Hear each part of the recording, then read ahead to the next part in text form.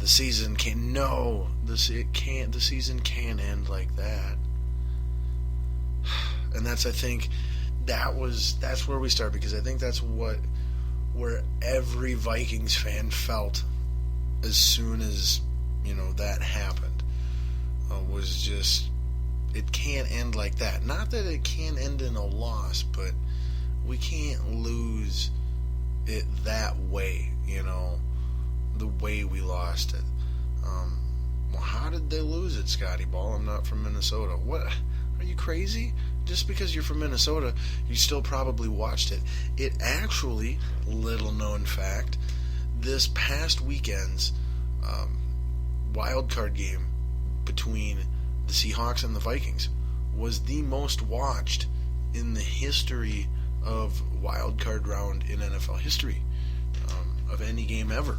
So, it's got that going for it. Yeah, and look at, thinking of the two markets, and, not even having beast mode on Seattle, and just, I think that says a lot about the state of NFL popularity across the country and the nation and the world. I guess maybe, I don't know if those numbers are factored in or not, but the popularity of the NFL is, I think really what that speaks to more than anything. But in case somehow you missed it or don't know what happened, the Vikings built a 9-0 lead through the first three quarters, and then in the fourth quarter, the Seahawks scored a touchdown, followed by a field goal that was off of a AP fumble, and then with time winding down, the Vikings were able to get two plays to get them into very good chip shot, like 27-yard field goal type of range.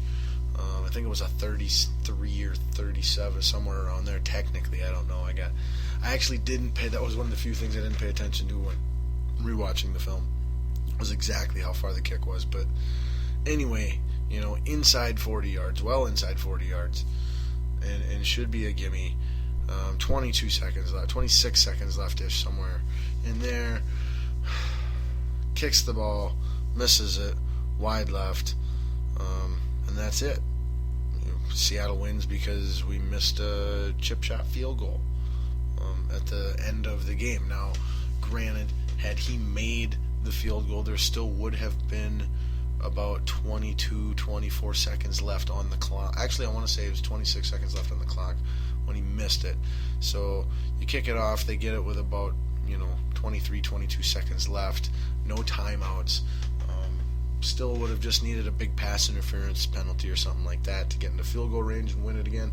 Very, very possible. So it wasn't like it was, in fact, the last play of the game. The clock did not run out after that play or on that play.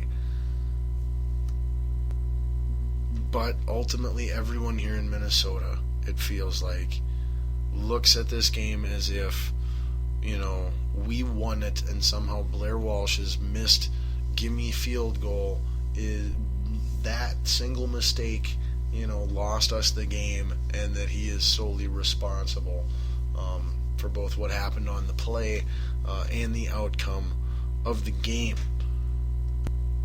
Now, as you will hopefully learn, and as I have learned, but as you hopefully learn over the course of the show, that was not the case whatsoever. I mean, yes, Blair missed a field goal, and it would have likely won us the game, or been the final scoring play of the game and putting us in the lead. We would be victorious. But in no way, shape, or form was that the lone determining factor, and I don't even think that it was the biggest determining factor. But we will get to that after we've done our film review. But let's just go over some of the basic topic stories from the game, and then we'll go full on Purple Vein for you one last time here this football season, and break down the film. And then we've got the debut of our game, our Balls Deep debut, first time ever game that we're going to try here. But to start the game, it was cool, but it was also kind of disturbing. And like, I kind of feel like someone just shouldn't allow it, you know. But the old ball coach, Bud Grant, Hall of Fame coach of the Minnesota Vikings, took us to all 4 of the Super Bowls we have been to. He was there at the game to come out as an honorary guest for the coin toss, and he walked out wearing slacks and a polo short-sleeved golfing shirt. Now, this is very standard coaching attire. But if you know anything about the game this past Sunday, you would know that it was the 3rd coldest game in NFL playoff history. It was 6 below, 9 below, something like that. And that was just the temperature, not the wind chill. The wind chill was somewhere between 15 and 20 below. Excruciatingly cold. So,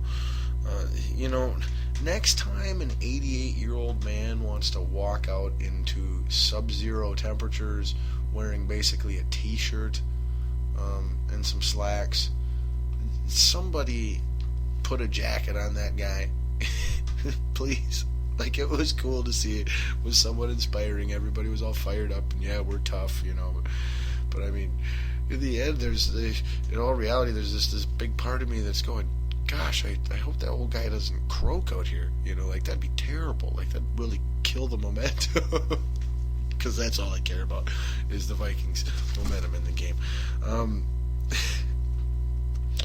But so we had Bud Grant for inspiration, and then we had this insanely frigid, bitter cold weather as not an advantage. Okay, let's clear this up right now. This was a huge topic in Minnesota all week, and it was brought up nationally a fair amount as well. Does this weather give an advantage to Minnesota? And many people said yes. The correct answer is no, it does not give Minnesota an advantage.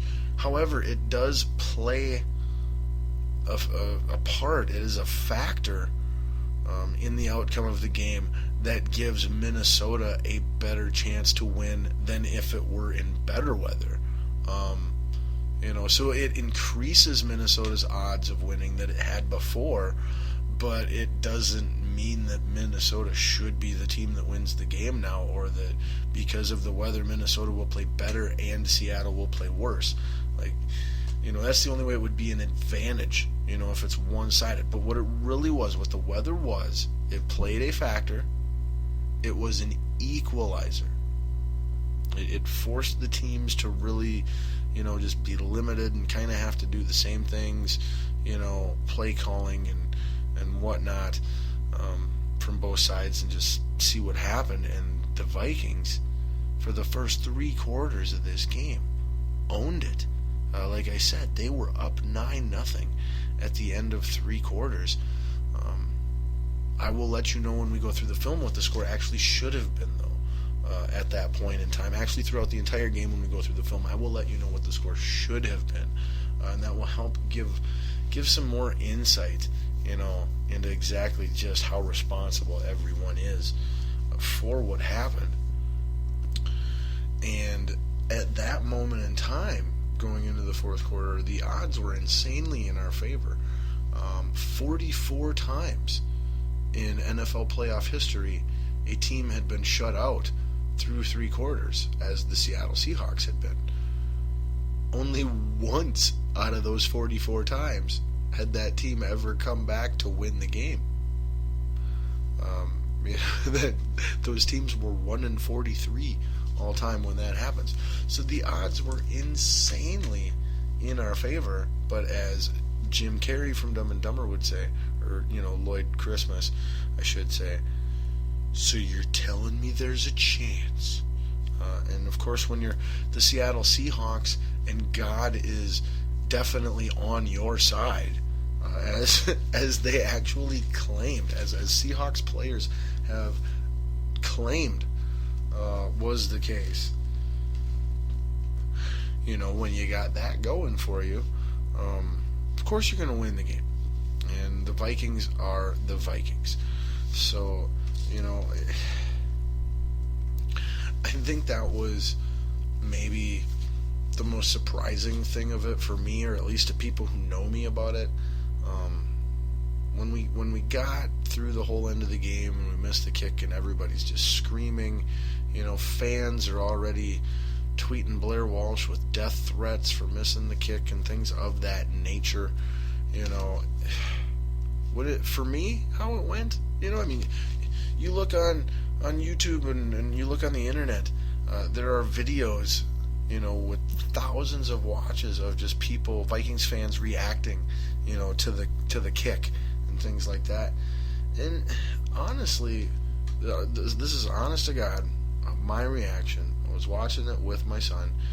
I was sitting on the couch on the edge. I had my hands in front of my face, but I was peeking in between my fingers because I couldn't watch, but I had to watch.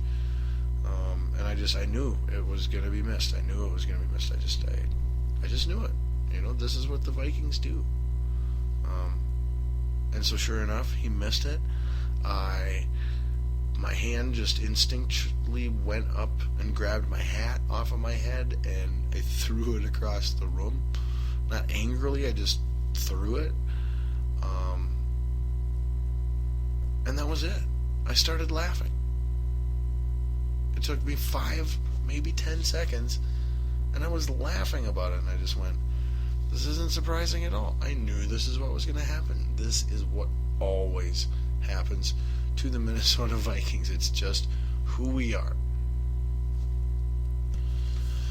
And in all honesty, what I was most disappointed with when, you know, out of this Vikings game is not our kicker or our punter who doesn't know how to hold a place kick properly for our kicker to put through the uprights, but we'll get to that. You know, it wasn't our star running back not being able to hang on to the football.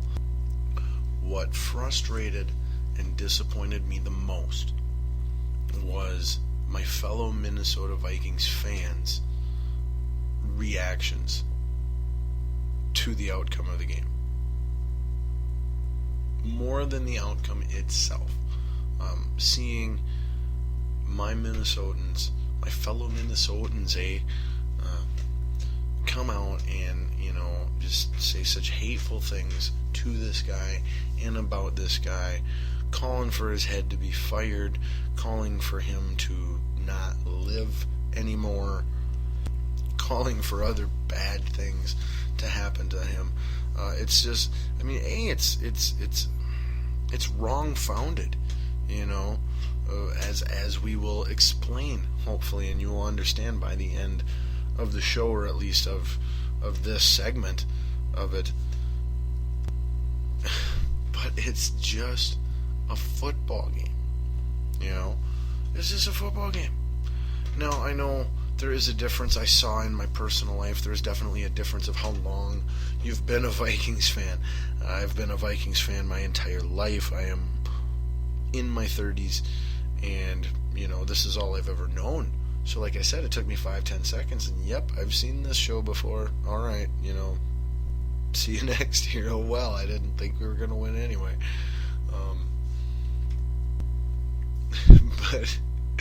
But the day after the game, I spent some time working in an elementary school for a couple hours a day, and I saw these two boys, you know, walking through the room, and they were just huffing and puffing and scowling, you know, grimace, painful look on their faces, and they get up to me and they go, "I can't believe he missed that kick. Aren't you mad the Vikings lost? Aren't you mad?" And I just looked at them and smiled politely and, you know, chuckled just a little bit and said, No, I'm not mad. And they looked at me because, you know, they knew I was a big Vikings fan. Like, well, how can you not be mad? He missed that kick. How can you not be mad? Well, so I said to him, well, that's just what always happens. Like, I've been a Vikings fan for a super long time, and that's always what happens. So I guess I was